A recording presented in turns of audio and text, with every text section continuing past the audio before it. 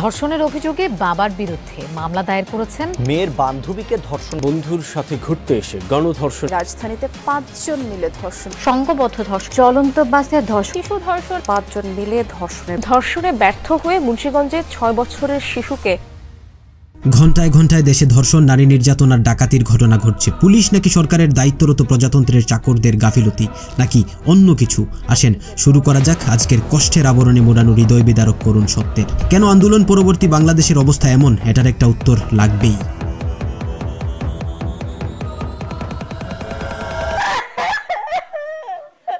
আমার মেয়েরে ধরে নিয়ে যেতেছে, আমি বলছি বাবা আমার হাফেজ মেয়ে, পর্দা করে জীবন ভিক্ষা দাও, বাইরে কিভাবে বলো বাইরে। মাদ্রাসা ছাত্রী হাফেজা মেয়ে থেকে নিয়ে কলেজ পড়ুয়া ছাত্রী, গৃহবধূ থেকে নিয়ে ঘরের ছোট্ট শিশু বাদ যাচ্ছে না ধর্ষক হায়নাদের কবল থেকে। যাত্রী ভর্তি বাসে 2 জন নারীকে ধর্ষণের ঘটনা ঘটে। স্টুডিওতে ছবি তুলতে যেয়ে ধর্ষিতা হচ্ছেন কিশোরী। নাইট গার্ডের কবল থেকে রক্ষা পাচ্ছেন না কলেজ পড়ুয়া শিক্ষার্থী। রাস্তায় কুপিয়ে মেরে ফেলা হচ্ছে মানুষকে, প্রকাশ্যে গোলাগুলি হচ্ছে চারদিকে।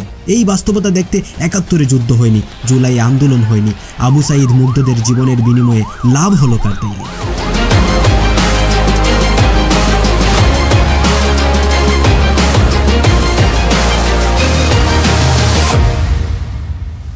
আওয়ামী সরকারের শ্মশান নামক আয়না ঘরে কি পরিমাণ নির্যাতন করা হতো তা এতক্ষণে দেশের মানুষের একটা ধারণা হয়ে গেছে। কত মানুষকে গুম, হত্যা আর পাশবিক নির্যাতন করা হয়েছে বিগত 15-16 বছরে, তা বিবেকে নাড়া দেয়। বাংলাদেশ সরকারের 2004 সালে জন্ম নেয়া কালো এক বাহিনীর নাম র্যাপিড অ্যাকশন ব্যাটালিয়ন, যারা বাংলাদেশ পুলিশের এক বিশেষ ফোর্স। এই বাহিনীর এত দুর্নাম বিশ্বব্যাপী। গুম, হত্যাকাণ্ডে জড়িত থেকে মানবাধিকার লঙ্ঘন করায় স্বয়ং আমেরিকাই তাদেরকে সামরিক প্রশিক্ষণ বন্ধ রেখেছিল এবং সর্বশেষ 2021 সালে র্যাবের উপর স্যাংশন দিয়ে রাখে। আসেন একটা ঘটনা তুলে ধরি।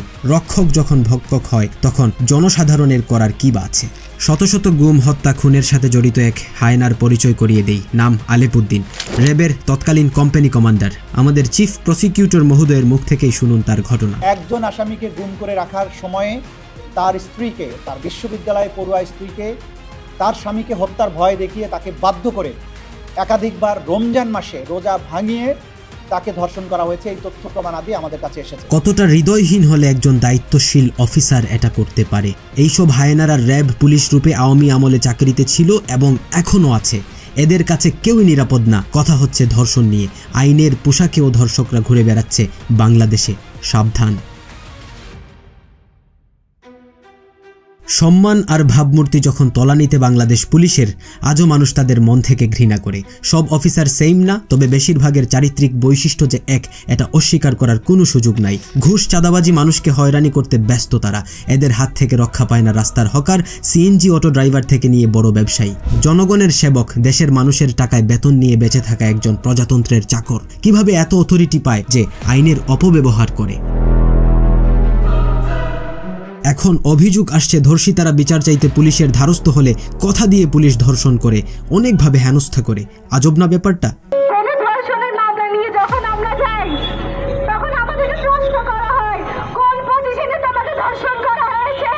একজন ভিকটিম যখন আইনের আশ্রয় নিতে পুলিশের দ্বারস্থ হলেন, তার প্রতি পুলিশের ব্যবহার আর হয়রানি প্রমাণ করে বাংলাদেশ 2.0 এর আসল রূপ।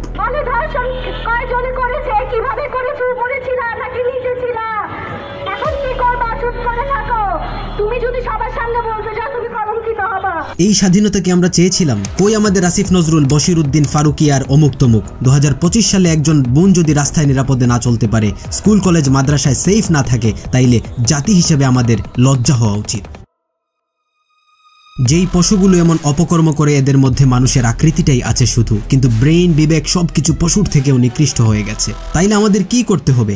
আইনের প্রতি সম্মান রেখেই বলছি, ধর্ষণ কতটা গুরুতর অপরাধ এটা সবার জানা।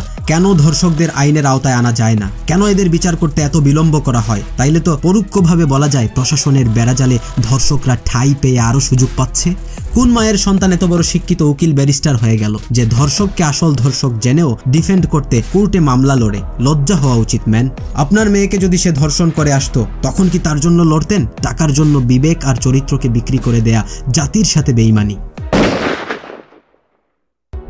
মানুষ রাস্তায় প্রকাশ্যে অভিযুক্তকে মেরে ফেলছে, যেটাকে সভ্য ভাষায় মব জাস্টিস বলে।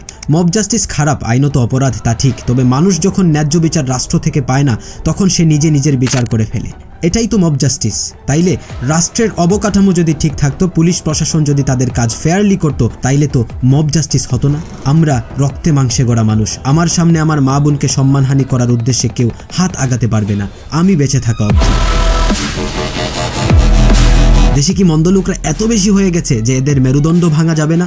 রাস্তায় যে কোনো মেয়ে হতে পারে অপরিচিত, তার নিরাপত্তা আমাদের সবাইকে দিতে হবে। রিকোয়েস্ট, যদি আপনার সামনে অপ্রীতিকর কোনো ঘটনা ঘটে, কোনো হায়েনার দেখা পান, নিজ দায়িত্বে আটক করে রাখবেন। আইন নিজের হাতে নেয়া অপরাধ, নাইলে অন্য কিছু বলতাম। Violence, violence, violence. I don't like it. I avoid. আপনার নিকটস্থ সেনাবাহিনীর যে দল আছেন দায়িত্বে, তাদের হাতে অভিযুক্তকে হ্যান্ডওভার করুন। আর যে বা যারা ডাকাতি আর ধর্ষণের ঘটনা ঘটাচ্ছে, সে আসমান থেকে আসে নাই, এই এলাকারই কোনো মায়ের সন্তান। তাই চেক করে দেখেন আপনার পরিবারে কোনো ধর্ষক বেড়ে উঠছে কি না। আর এই হায়নাদের জন্য একটা বাক্য অনলাইনে ঘুরপাক খাচ্ছে, ধর্ষণের সময় মুখের ওড়নাটা সরিয়ে নিস, না হলে বাসায় গিয়ে দেখবি এটা তোর বোন ছিল। এই পশুরা এতই নির্দয় হয়, একটা মেয়ের কান্না, করুণ আর্তনাদ, চোখের পানি কিচ্ছু প্রতিহত করতে পারে না। তাইলে কে প্রতিহত করবে এদের? আমাদেরই করতে হবে, সবাই এখন। আমাদেরও দোষ আছে, কেন জানেন? সন্তান বেড়ে তুলতে ভালো প্যারেন্টিং নাই, উশৃঙ্খল পরিবেশে বেড়ে উঠছে শিশু, নাই পারিবারিক ধর্মীয় কোনো জ্ঞান, জীবন লেপ্টে আছে দুনিয়াবি পুঁজিবাদী পশ্চিমা কালচারের জালে। তাই তো এদেশে ধর্ষক জন্ম নিবে, এটাই স্বাভাবিক। পুরুষ আলফা সিগমা মেল হিসেবে নিজেকে জাহির করতে ব্যস্ত, এজন্য ব্রেইনে জন্ম নেয় নারীকে জোর করে ভোগ করার মতো কুবাসনার। আর আধুনিকতার ন্যাংটা চাদরে মোড়ানো আধুনিক মেয়েরা নিজেদেরকে খোলামেলা প্রকাশ থেকে নিয়ে পশ্চিমা কালচারের জালে আটকা পড়ে আকর্ষণ করছে পুরুষকে, আর নিজেকে প্রদর্শিত করছে পণ্যের ন্যায়। হোটেল, রেস্তোরাঁয়, হসপিটালের রিসিপশনে কেন নারীকেই বসাতে হয়? এই নোংরা ক্যাটাগরির মানুষদের জন্য নেতিবাচক প্রভাব সারা দেশে। আজ মাদ্রাসা কলেজ পড়ুয়া মেয়ে নিরাপদ না। এখন আসেন, এগুলো কে বা কারা করছে এটা দেখার টাইম নাই। কেউ কোনো মা বোনের ইজ্জতে আঘাত হানার চেষ্টা করলে তাকে পাকড়াও করেন, আইনের হাতে তুলে দেন। বাংলাদেশ পুলিশের তথ্য মতে 2019 সালে 5400 নারী এবং 815টি শিশু ধর্ষণের অভিযোগে মামলা হয়েছে। যদি এক বছরে 6000-এর বেশি ধর্ষণের মামলাই হলো, তাইলে বুঝেন আসল সিনারিও কত বেশি। সব ভিকটিম তো মামলা করে না। অনেক শিশু বাচ্চা মেয়ে স্কুলে যায়, যৌন নির্যাতনের শিকার হয়, সে বুঝতেই পারে না তার সাথে অন্যায় হচ্ছে। একটা শকিং নিউজ দেই। বাংলাদেশ মহিলা পরিষদ থেকে প্রকাশিত 2021 সালের এক প্রতিবেদনে উঠে আসে, নির্যাতন থেকে রেহাই পায় না 2 বছরের শিশু থেকে 75 বছর বয়সী বৃদ্ধা। উত্তক্তকরণ ও যৌন হয়রানির ক্ষেত্রে 10 থেকে 13 বছর বয়সী শিশুর সংখ্যা বেশি, এ হার 22%। আপনার শিশু, আপনার আদরের ছোট বোন, আপনার পরিবেশে, তার বিদ্যালয়ে কতটা নিরাপদ একটু হিসাব করে নিন। শেষের দিকে এসে আপনার কাছে একটা প্রশ্ন, এই যে জনগণের দায়িত্ব নেয় সরকার, আসলে কি জন্য নেয়? যদি রাষ্ট্রের নাগরিকের নিরাপত্তা দিতে ব্যর্থ হয় তারা, তাইলে কি লাভ আওয়ামী, বিএনপি আর জামাতের হাতে ক্ষমতা দিয়ে? তার থেকে পরাধীন নিরাপদ এক জীবন কি ভালো না? বিশ্বাস করেন, দেশে বছরে যে 10,000-এর মতো বা তারও অধিক ধর্ষণের ঘটনা ঘটে, যদি প্রকাশ্যে দ্রুত বিচারের আওতায় এনে ধর্ষকের দৃষ্টান্তমূলক শাস্তি 10 জনের নিশ্চিত করা যেত, তাইলে কেউ এই অপরাধ করার সাহস পেত না। শেষের দিকে এসে দাবি একটাই, ধর্ষকের মৃত্যুদণ্ড দেয়া হোক, যাতে আর কেউ এমন কাজ করতে চিন্তাও না করে। তবে প্রশাসন আর পুলিশের বেড়াজালে আবার ভালো মানুষকে ধর্ষক বানিয়ে মৃত্যুদণ্ড দিয়েন না। প্রশাসনের বেড়াজাল আর ভালো মানুষের বন্দী জীবন নিয়ে জানতে আমাদের ফুল কেস স্টাডির এই ভিডিও দেখতে পারেন।